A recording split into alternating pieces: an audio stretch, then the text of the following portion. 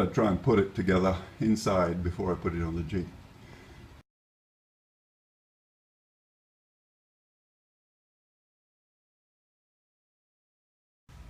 This little black piece here was quite bent. I bashed it with some pieces of wood and straightened it up a bit, but still bent. Probably be able to see it if I zoom in.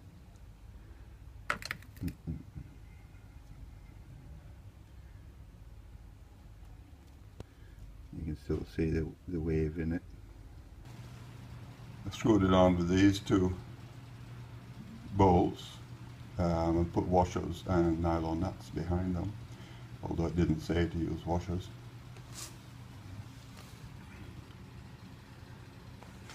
Since I'm not installing the tire carrier, I put the cover on here. There were only two button head bolts and two nuts left to actually install it. So be it. Okay. This is the mud flap holder, and I think it goes here like that. I used one of the hex head bolts that were left to put there with a nylon nut and a washer on the other side. I don't know what goes here. I'll have to wait and see. Maybe some bolts that come off the existing Jeep. 7 of these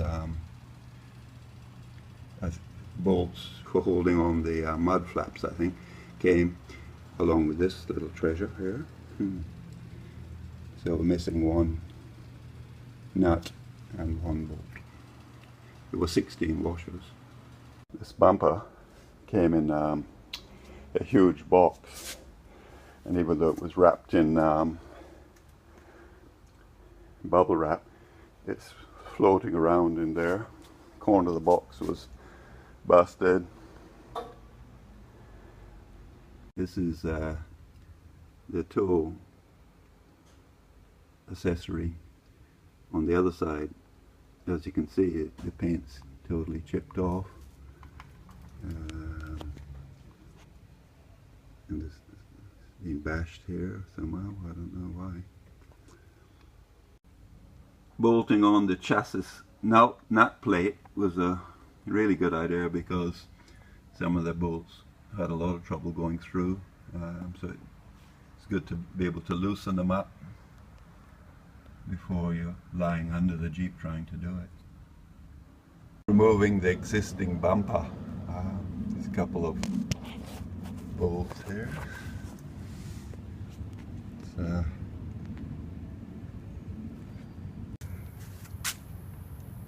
couple of milk crates to catch the bumper when I undo the last few bolts, hopefully. Brackets are what's holding it. They're just bent over the back part of the frame, so should be pretty easy to get off now. These brackets swing to the side, so hopefully that will facilitate the bumper power lifting off. The bumper has swung forward, but still resistance. It may be the electrical wires that are holding it on. Yep, it was electrical wires. I have to unhook them here. Somewhere else, I guess. Not sure.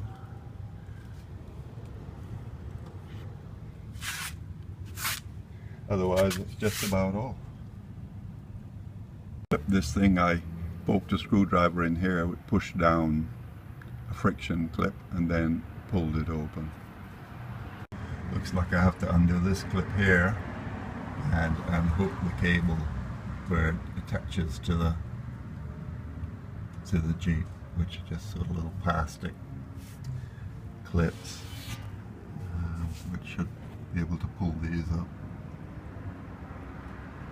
hopefully.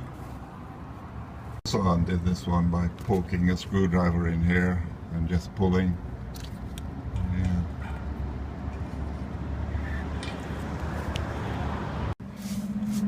Bumper came off, trailing wires. That's what the Jeep looks like without the back bumper.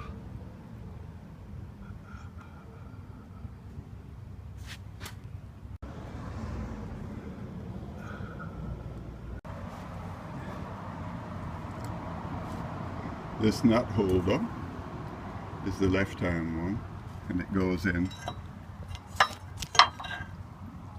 with the extended bit first.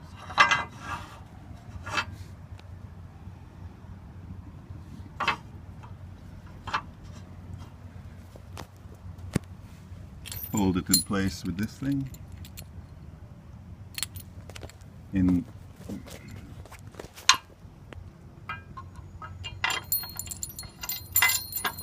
you go.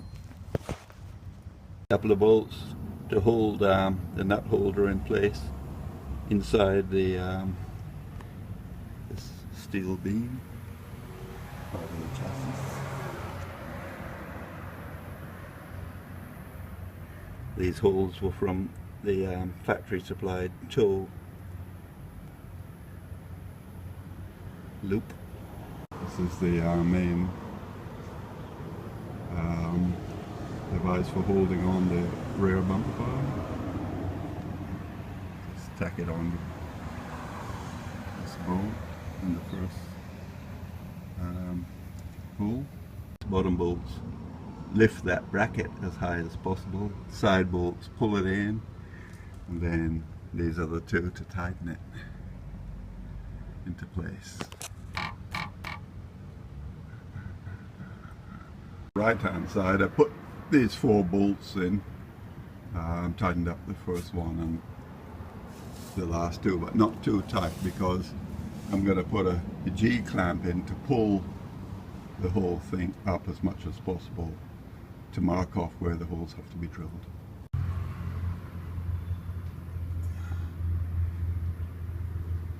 The clamps have pulled the mounting bracket right up against the frame of the car. See there? So now I'm going to tighten up the bolts, release the clamps, and mark off where to drill.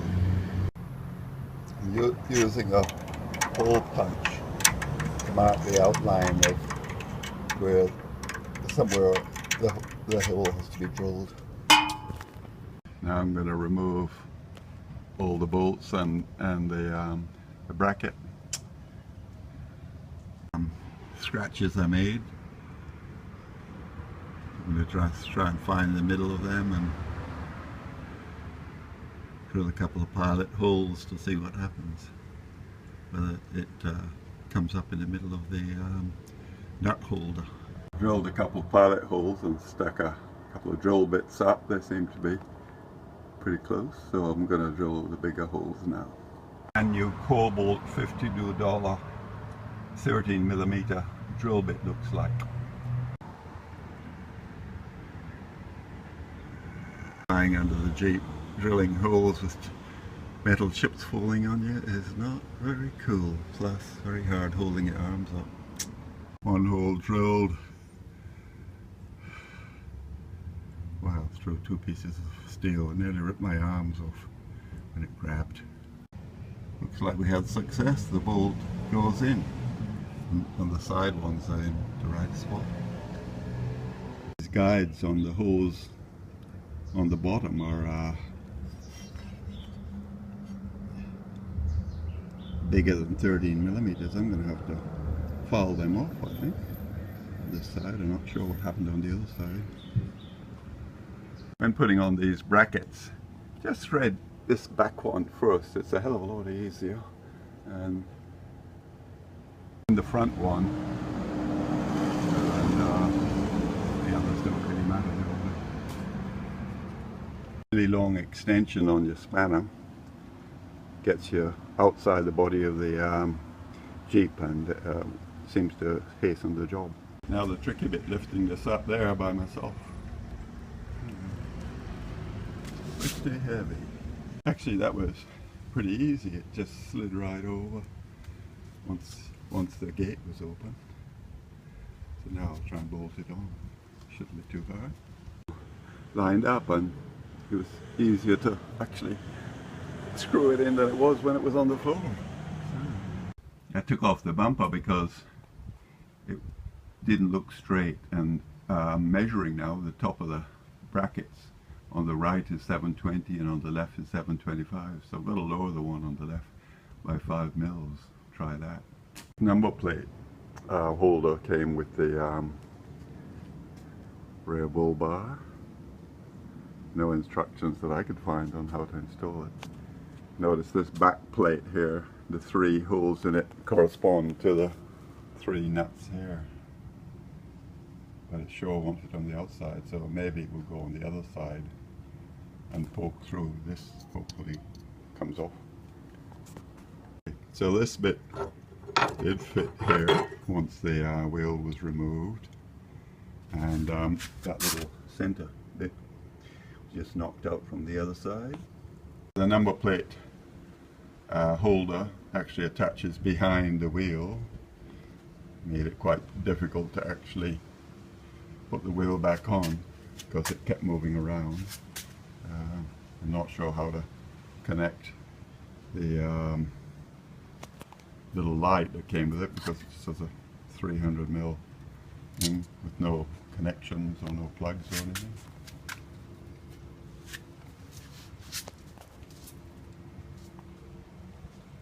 Pretty pleased with the outcome. Looks pretty good.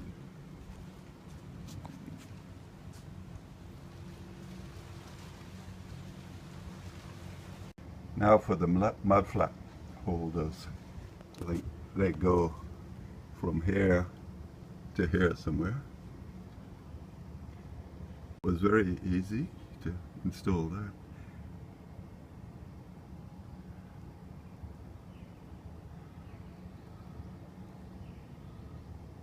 Mud flaps just seem to be quite simple. You just stick some bolts through from the middle side, on the other side you got a washer and a nut. 4 of them for each side, hopefully. Found a really thin nut to put on to try and hold this bracket in place because it moves around when you're trying to mount a wheel, especially with a big heavy wheel. Look.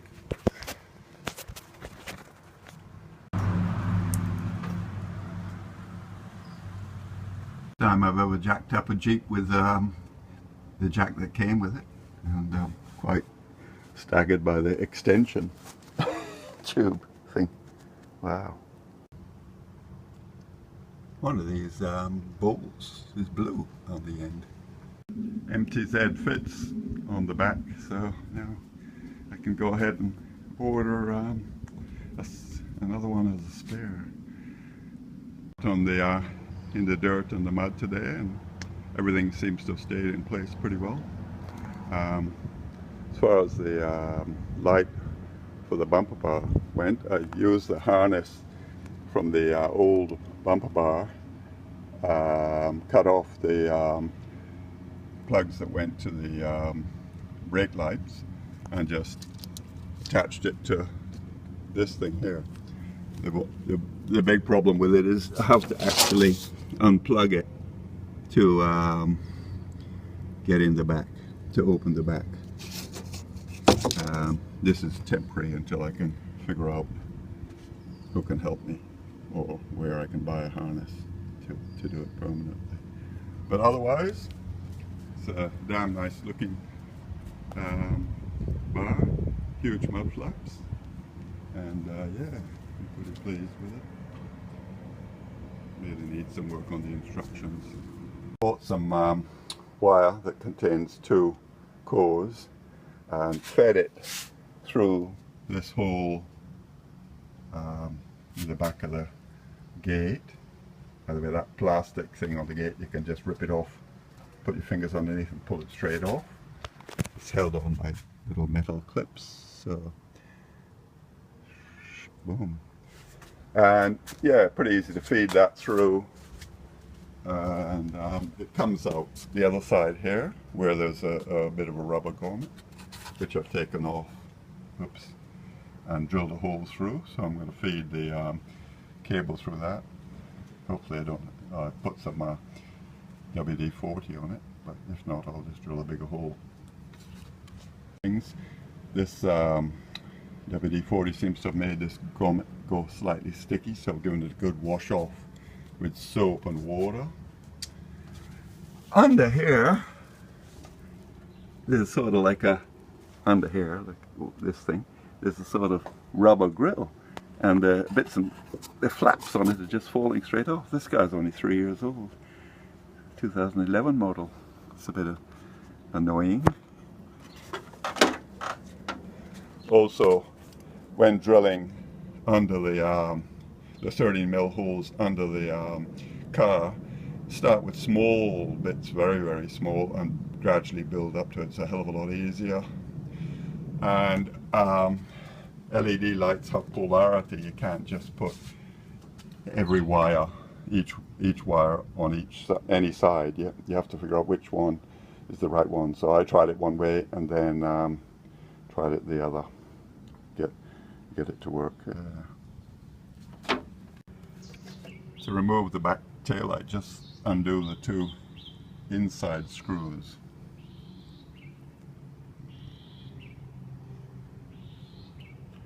Then it sort of unclips. The clips there that hold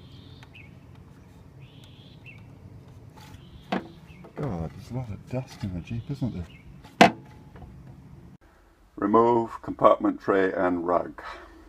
Screw star bolts that hold the tie down loops onto the subwoofer. One there and one here. Remove this bit by prying it up with a screwdriver. Smaller one would do probably. Remove that bit by prying it up with a screwdriver. Bit away from using a screwdriver at the bottom here. So hopefully that was the right thing to do. And I pried it at the bottom using the screwdriver at the other side, and it came away. Not much force involved at all. Hopefully this whole thing will be fairly loose by now, although I've heard rumors of another bolt holding it all in. You have to fold forward your seat, and then you can sort of pull this thing off. This thing still connected by the cable. It's alright. What I want to do actually is feed my cable through that one.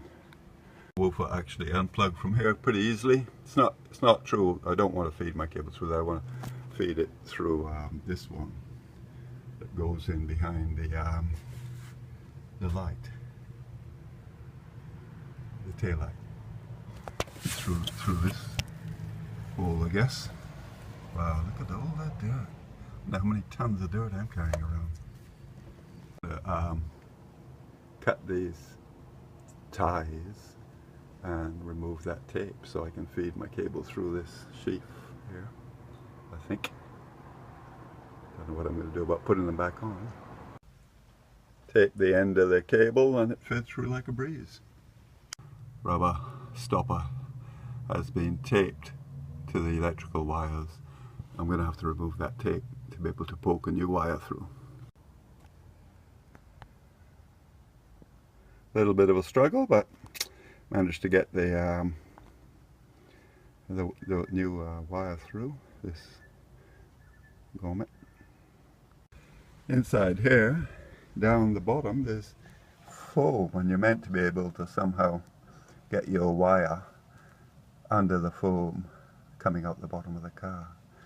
I know it doesn't look like foam because it's so dirty. God, it's amazing. We've got this plastic thing here. I ended up drilling a hole in it. Hopefully I can feed the wire down through that.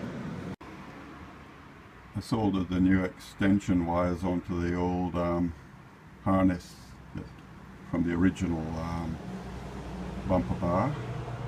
Now I'm going to tape them. I shrink wrapped them and now I'm going to tape them. And the electrical wires along the top of this bar, and use black tie downs to tie them down. Although I've run out of them, I'll have to go and buy some more. It goes right through top here. I taped up the ends of this and tied it down with a couple of Plastic tires. I just noticed there's sort of like a screw here that's all loose. I wonder what that's for. Should I tighten it up? Turns out this bolt is the third bolt holding the subwoofer on. I didn't have to unscrew it because it was loose. So that all worked using the existing harness and plugs, and basically putting an extension on. The reason I've made this so loose and put it up here is so it make it easy to plug in and unplug when I have to remove the tire. But yeah, pretty happy. The bull bar's pretty good. I wouldn't mind finding a way to stop mud coming through this little gap here. But other than that, happy.